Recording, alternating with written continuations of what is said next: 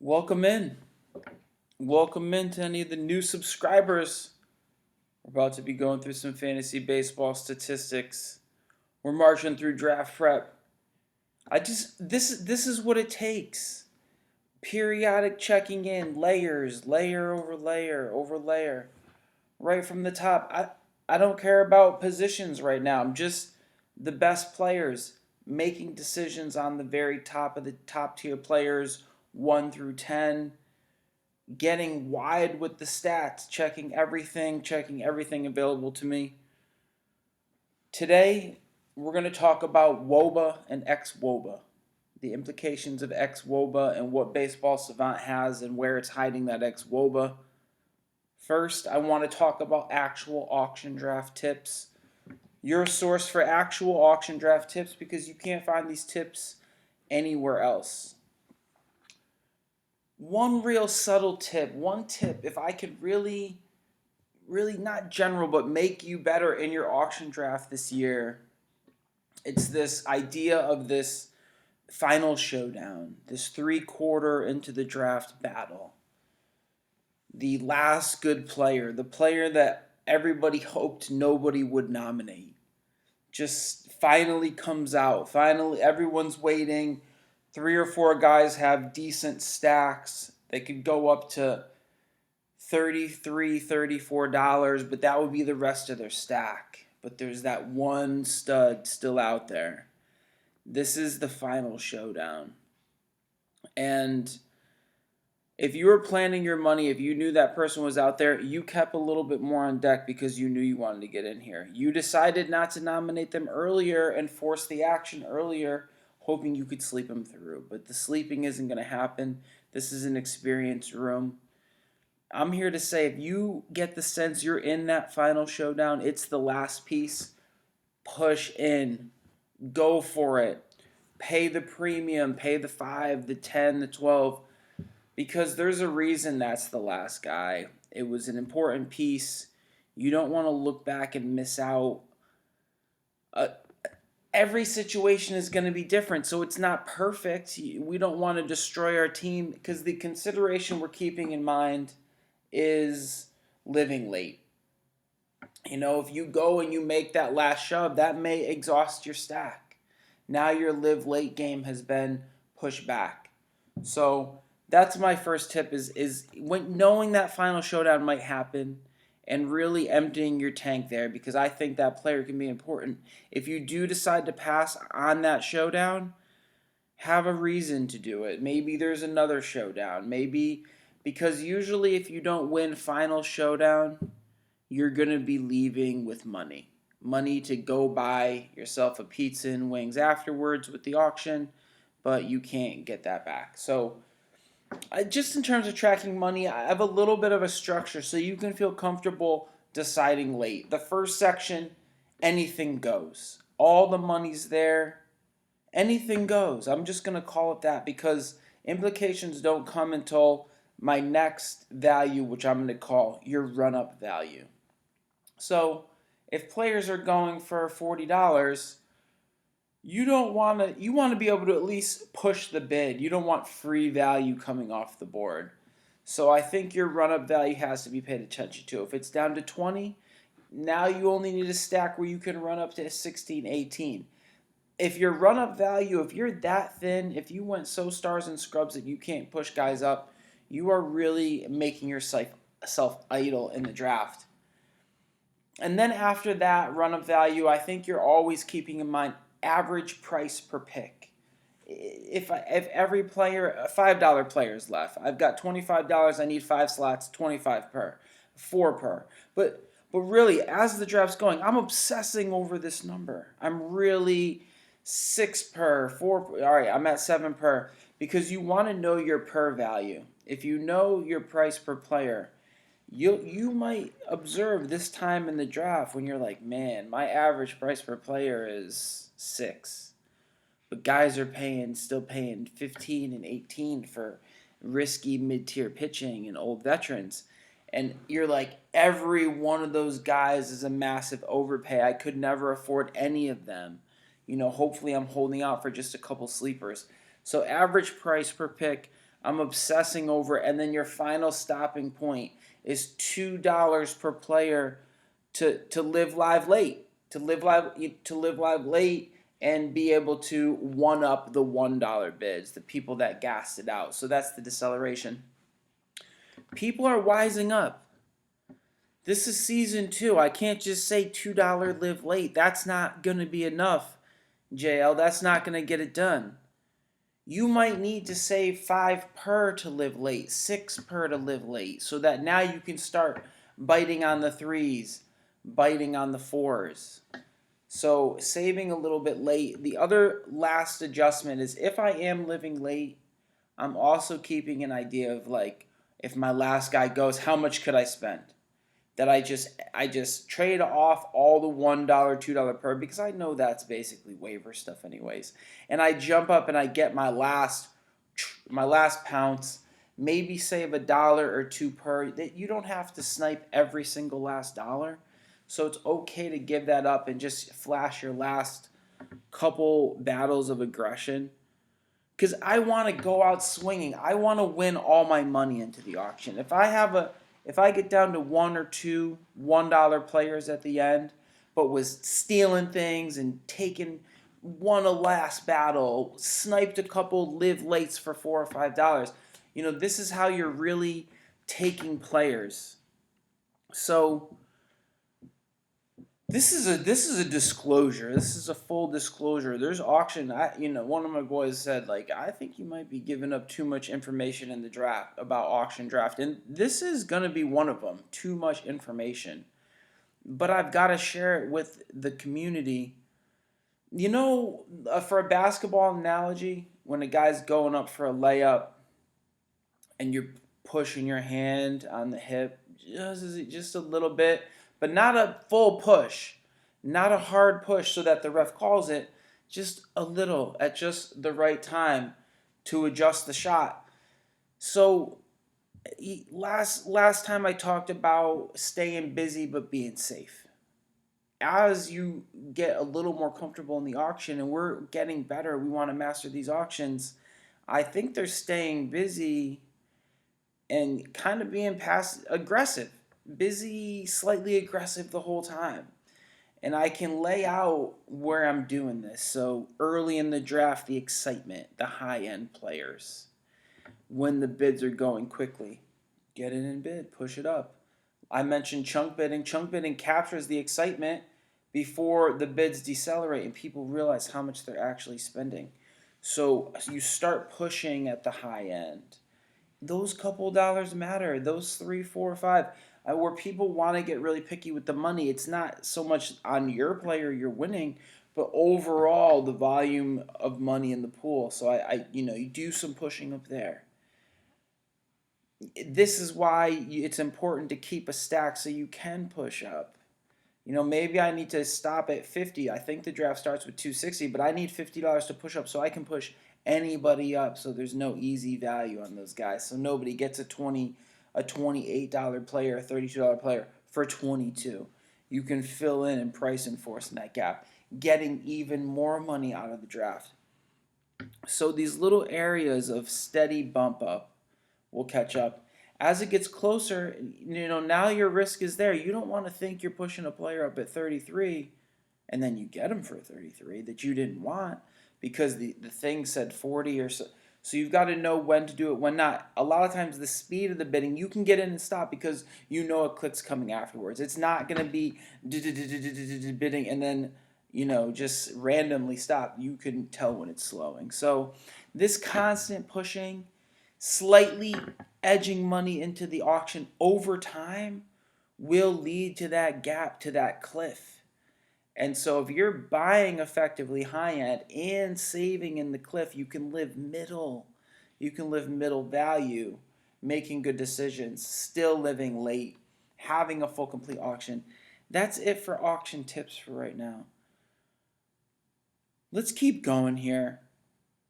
We're continuing to talk about power and speed, of course. And I think to go to speed, we looked at sprint speed before.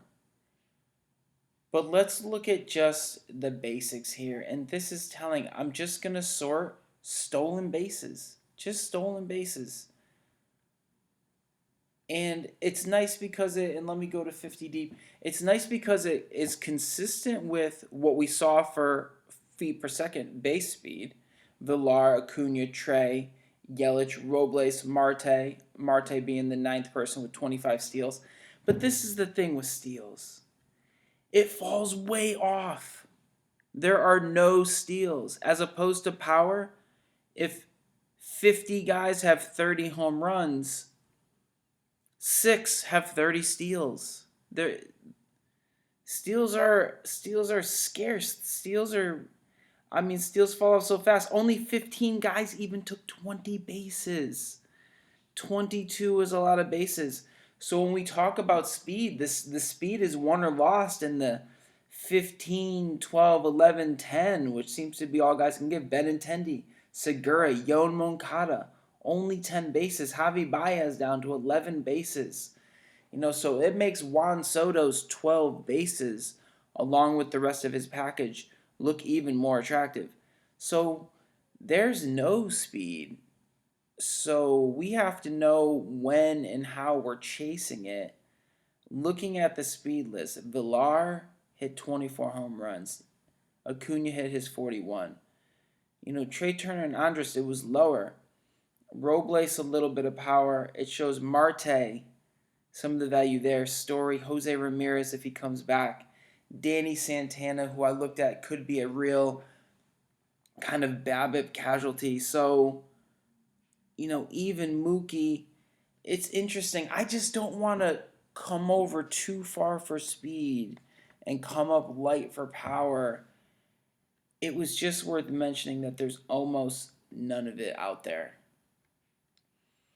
Last time I mentioned the number 4 player, and as we get into xWOBA here at the end, Cody Bellinger. And I think it's just worth mentioning Cody Ballinger taking some major gains forward. And they're obvious gains. Starting with the fact that he's 24 years old, 6'4", and has a massive cut. If you haven't seen the cut, it's tremendous. That hiccup that he added in the second season, he got rid of. It's smoothed out. His K rate dropped from 23.9 to 16.4. A huge drop in K rate. An 8% drop in strikeout rate. Oof. His walk rate from an 11 up to a 14.4. Oh my God. He is a 16 Ks to 14.4 walks. BABIP was only .302 for Cody, and his average was 305. For Cody, I could say he could hit a better average. I think if his BABIP was up a little bit, we could owe him some average. Counting stats galore. 121 runs, 115 RBI. 47 home runs with 15 steals. 24 years old. Let's just go to the underlying metrics on the strikeout rate and just see really where he did it. I'm just going to go down to his plate discipline here. Let's go to his plate discipline. His Z contact up from 78 to 83. So from that strikeout up to the middle of what I like to see. Strikeout rate dropped from 13 to 12 to 9.5. I'm sorry, that's his swinging strike rate. His O swing drops 2% to 27. O contact up from 62 to 69%. Going out and getting some mistakes. This is a person who took a substantial step forward. Cody Bellinger at age 24. Preeminent slugger in the league right now. There's nothing I don't like about Cody, and the reason I'm high on him, we'll see some supporting statistics with the xWOBA, but I think Cody Bellinger could have another step forward. How did he learn that much? So I'm high there. WOBA is weighted on base average, and the weighted term comes from applying different weights to singles, doubles, and triples, trying to make this a more accurate metric than average, weighted on base. So Baseball Savant adds another twist to it, xWOBA. And this is where it's hiding. It's hiding, but we've got to find it. We go to baseballsavant.com. We click on leaderboards.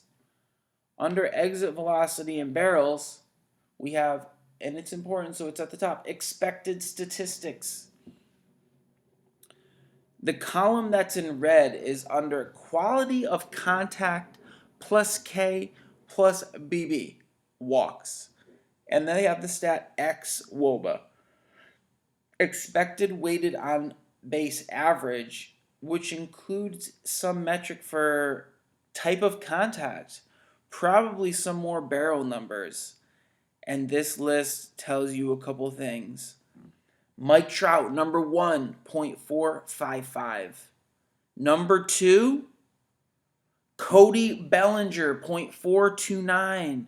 Not Kristen Yelich, who is third at 0.420. Wow. 2 older gentlemen on here, Howie Kendrick and Nelson Cruz, old men picks of the day. The next 3, 4, 5, 6, I find this list very intriguing. Anthony Rendon, Yordan Alvarez, Mookie Betts, Juan Soto, Aaron Judge, JD Martinez, George Springer. This list is non-stop. The xWOBA list, you could probably draft close to from that and do well. xWOBA works well from year to year. The xWOBA guys that finished in the top of xWOBA this year were in the top 15 of xWOBA last year. So living around your xWOBA on Baseball Savant under expected statistics leaderboards is a good place to go. And I'll just double down where that is where there's a little more support for Kody Bellinger at 4. But I have to have another little conversation with you guys. You know, I like young upside, and I'm wondering, is 28 too old for me? This is outrageous to say. Is 29 too old? 28, 29?